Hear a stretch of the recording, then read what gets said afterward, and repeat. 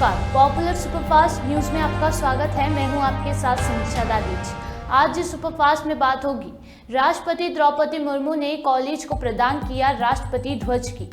दिल्ली जल बोर्ड के वर्करों से मिले सीएम केजरीवाल की। बात करेंगे विश्व पटल पर बजा प्रधानमंत्री के डंके की।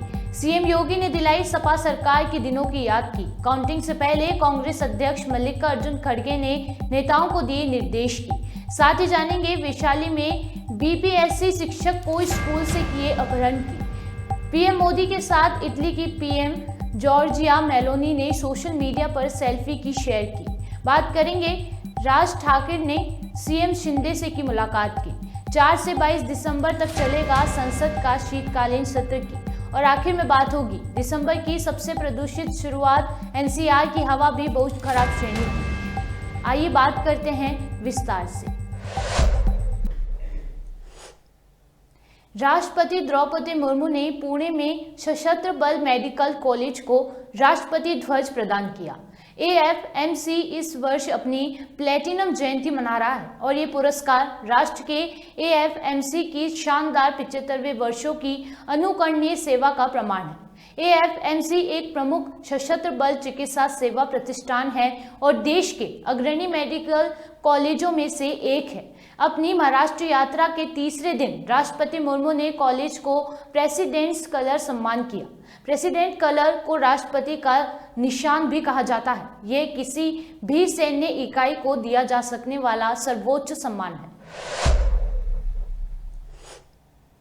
उत्तरकाशी टनल ऑपरेशन को सफल बनाने में महत्वपूर्ण भूमिका निभाने वाले दिल्ली जल बोर्ड से जुड़े श्रमवीरों से सीएम अरविंद केजरीवाल ने अपने घर पर मुलाकात की। इस दौरान सीएम ने सभी का स्वागत और सम्मान किया। इन श्रमवीरों ने टनल में फंसे लोगों तक पहुंचाने में आ रही सबसे मुश्किल बाधा को पार किया था। ये सभी दिल्ली के अलग अलग इलाकों में रहते हैं और पिछले कई सालों से दिल्ली जल बोर्ड से जुड़कर काम कर रहे हैं। जब अमेरिकन ऑगर मशीन फेल हो गई तो इन श्रमवीरों को दिल्ली से एयरलिफ्ट करके उत्तराखंड ले जाया गया। आज दिल्ली जल बोर्ड के साथ जुड़ी हुई पूरी टीम, जिन्होंने सिलक्यारा का जो टनल कोलैप्स हुआ था, जहाँ पे 41 मजदूर फंसे हुए थे, यहाँ पे जो लोग आप देख रहे हैं जो सारे यहाँ पे मौजूद हैं, ये जल बोर्ड के साथ एक बहुत सालों से एसोसिएटेड टीम है जो मैनुअल एक्सकवेशन करते हैं और जिन्होंने अपनी मशीनरी से, जिन्होंने अपनी मैन पावर से जो 41 मजदूर फंसे हुए थे उन तक बोरिंग करके एक पाइप को पहुँचाया और उसके माध्यम से उन 41 मजदूरों का रेस्क्यू किया।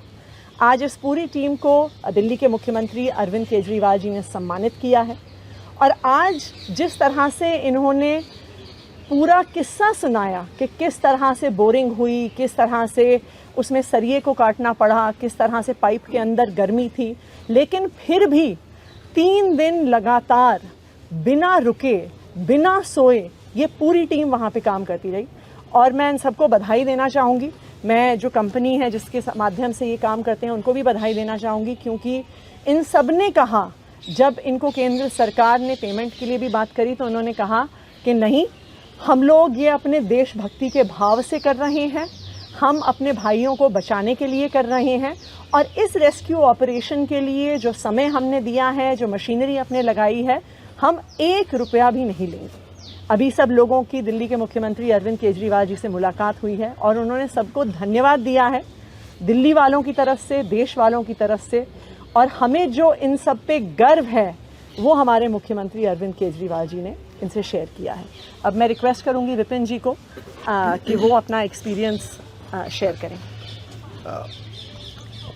मैं ये कहना चाहूँगा कि जो हमारे को सौभाग्य मिला देश को सर्व करने का, वो अतुल्य है और सर्वोपरि है और हम शायद हमारी जगह कोई और किसी और को ही सौभाग्य मिलता तो वो भी इतना ही खरा उतरता। ये डेफिनेटली मेरा सौभाग्य है और हमने उसको इमीडिएटली टेकअप किया और लड़कों को रेस्क्यू करा। हमारे साथ जो टीम है उसने टायरलेसली काम किया, फैंटास्टिक टीम वर्क। इसमें खाली हमारा ही योगदान नहीं है, इस पूरे ऑपरेशन में देश की कई एजेंसियों का पूरा ही योगदान है। इसमें NHIDCL, Navayuga, army, BRO, SJVN, ONGC, rights, सब ने बिल्कुल एकजुट हो के काम किया है। और आपके सबके मीडिया के माध्यम से मैं ये कहना चाहूँगा कि हमारे देश में ना तो तकनीकी की कोई कमी है और ना जज्बे की कमी है, ना स्किल की कमी है।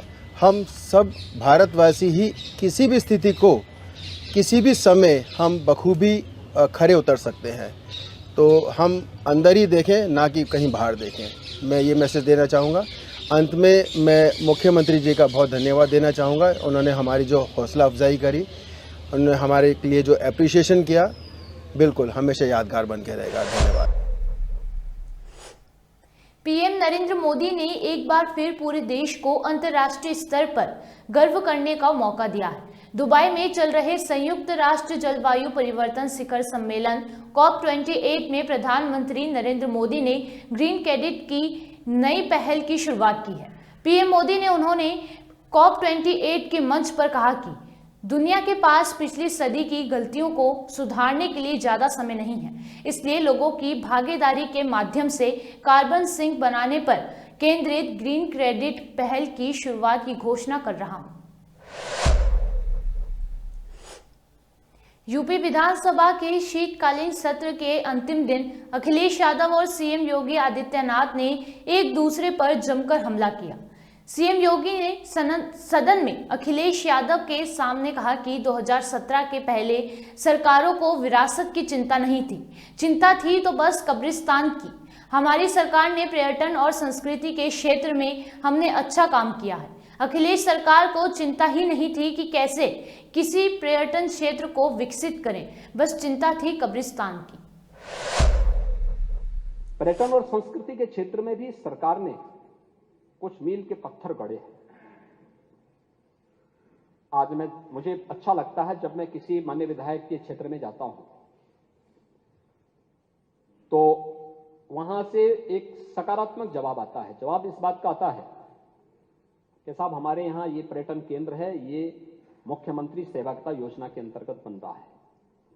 और कल एक बिल यहां पे इस माननीय सदन ने पास किया है जिसमें एक सहभागिता योजना भी लेकर के आई है पर्यटन विभाग, जिसमें किसी भी पर्यटन क्षेत्र को विकसित करने के लिए आधा पैसा अगर मान्य विधायक अपनी निधि से दे रहा है तो आधा पैसा सरकार उसके साथ जोड़ेगी और मान्य विधायक की संस्कृति पर वहां पर पैसा दिया जाएगा। और ये कार्य हम लोग तेजी के साथ आगे बढ़ाने जा रहे हैं।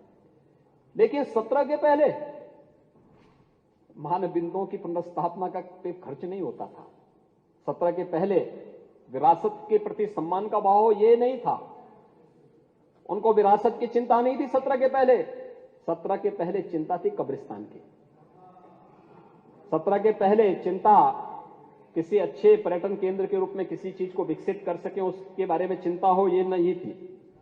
आज महोदय मुझे बताते हुए प्रसन्नता है कि उत्तर प्रदेश 17 के पहले डोमेस्टिक इंटरनेशनल टूरिज्म में काफी पीछे था और सुरक्षा दंगों के कारण कोई आना भी नहीं चाहता था। आज मुझे बताते हुए प्रसन्नता है, सारे आंकड़ों को तोड़ते हुए उत्तर प्रदेश नंबर 1 पर पहुंच चुका है।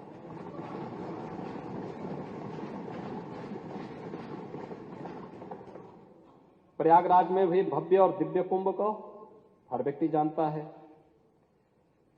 तीर्थ विकास परिषदों का गठन करके हम उन तीर्थों के उनके भव्य स्वरूप को, उनके आध्यात्मिक और सांस्कृतिक वैभव को संरक्षित करते हुए उसको विकसित करने का कार्य भी कर रहे हैं। इसमें ब्रज तीर्थ विकास परिषद भी है, विंध्य धाम तीर्थ विकास परिषद भी है, चित्रकूट धाम तीर्थ विकास परिषद भी है, अयोध्या धाम तीर्थ विकास परिषद भी है, सुख तीर्थ विकास परिषद भी है, देवीपाटन धाम तीर्थ विकास परिषद भी है, नेमिस का भी है। ये सभी तीर्थ विकास परिषदों के गठन की कार्रवाई को भी हम तेजी के साथ आगे बढ़ाने का कार्य कर रहे हैं और पर्याप्त धनराशि इन सभी कार्यों के लिए भी हम लोगों ने यहां पर उपलब्ध करवाया है। गौवन संरक्षण के लिए कह रहे थे कि केवल 100 करोड़ रुपए इसके लिए दिए जा रहे हैं, ये सच नहीं है महोदय, पहली बार हो रहा है। और मुझे लगता है चौधरी साहब के वक्तव्य को अगर आपने उस दिन सुना होता। कांग्रेस अध्यक्ष मल्लिकार्जुन खड़गे ने 5 राज्यों के विधानसभा चुनाव को लेकर होने वाली वोटों की गिनती पर पार्टी के इंचार्ज और ऑब्जर्वर को नजर रखने को कहा है। उन्होंने पार्टी के नेताओं से फोन पर बात कर अलर्ट किया है। बिहार में पकड़ौआ विवाह के मामले कम होने का नाम नहीं ले रहे हैं। ताजा केस वैशाली जिले के पातेपुर से आया है। यहां बीपीएससी से चयनित एक शिक्षक का अपहरण कर उसका पकड़ौआ विवाह करा दिया गया। लड़की वालों ने बुधवार दोपहर में स्कूल से ही टीचर को उठा लिया और गाड़ी में बैठा कर ले गए। परिजन ने अपहरण की शिकायत करते हुए घंटों रोड जमा करके हंगामा किया। बाद में पुलिस ने शिक्षक को सकुशल बरामद कर लिया। दुबई में जलवायु सम्मेलन चल रहा है। इस सम्मेलन में हिस्सा लेने के लिए दुनिया भर के नेता पहुंचे हैं। भारत के पीएम नरेंद्र मोदी भी इस सम्मेलन में शामिल हुए। वहां उन्होंने इटली की पीएम जॉर्जिया मेलोनी से मुलाकात की। मुलाकात के दौरान जॉर्जिया मेलोनी ने पीएम मोदी के साथ सेल्फी खींची और उसे सोशल मीडिया पर शेयर की। इस फोटो पर कई लोगों ने रिएक्शन भी आ रहे हैं। महाराष्ट्र से मिली बड़ी खबर के अनुसार यहां राजधानी मुंबई में महाराष्ट्र नवनिर्माण सेना MNS के प्रमुख राज ठाकरे ने राज्य के मुख्यमंत्री एकनाथ शिंदे से उनके आवास पर एक मुलाकात की। मिली जानकारी के अनुसार राज ठाकरे यहां सीएम शिंदे से मराठी साइन बोर्ड और टूल बूथ मुद्दे पर चर्चा करने पहुंचे थे। संसद के शीतकालीन सत्र से पहले संसद पुस्तकालय भवन में सर्वदलीय बैठक शुरू हो गई है। इस बैठक के लिए रक्षा मंत्री राजनाथ सिंह, संसदीय कार्य मंत्री प्रहलाद जोशी, केंद्रीय मंत्री अर्जुन राम मेघवाल संसद पहुंच चुके हैं। मालूम हो कि शीतकालीन सत्र से पहले संसद पुस्तकालय भवन में सर्वदलीय बैठक चल रही है। संसद का शीतकालीन सत्र 4 दिसंबर से शुरू होकर 22 दिसंबर तक चलेगा। लगातार जहरीली हवा में सांस ले रहे दिल्ली वासियों के लिए दिसंबर की शुरुआत भी खासी प्रदूषित रही। एक दिन पहले की तुलना में कुछ सुधार तो हुआ, लेकिन हवा की श्रेणी नहीं बदली। आलम यह है कि वर्ष 2016 के बाद इस साल 1 दिसंबर को सबसे ज़्यादा एयर क्वालिटी इंडेक्स AQI दर्ज किया गया। केंद्रीय प्रदूषण नियंत्रण बोर्ड AQI के मुताबिक शुक्रवार को दिल्ली का AQI 372 यानी बहुत खराब श्रेणी में रहा है।